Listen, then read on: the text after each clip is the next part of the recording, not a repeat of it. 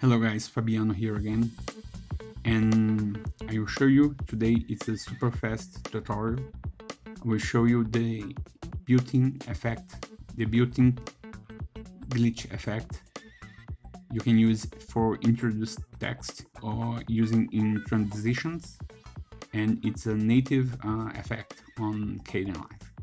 First of all, we import our clip. We overlay. If you want to do as a transition, you overlay the two footers. If you want to just use a text on top, you just put your text, and on a layer above you can put your text. Very creative here. Center everything, then you put your text on top. Then we go into the effect and we look for glitch. Then you have the options of the frequency and how much of the distortion, how much of the pixels will be offset on the size. Then you can insert some color distortion. Then you can use some kind of composition or blend mode to just blend it better.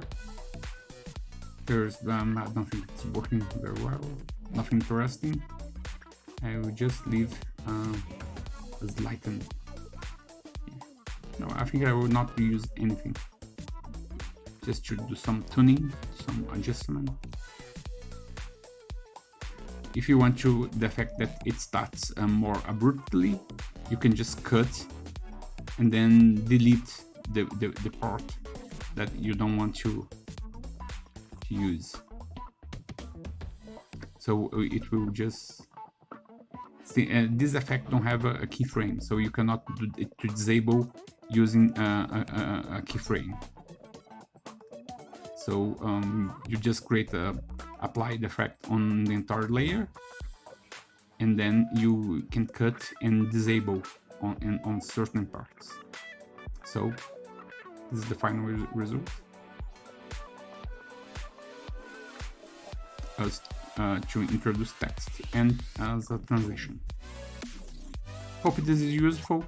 Thanks for watching and goodbye.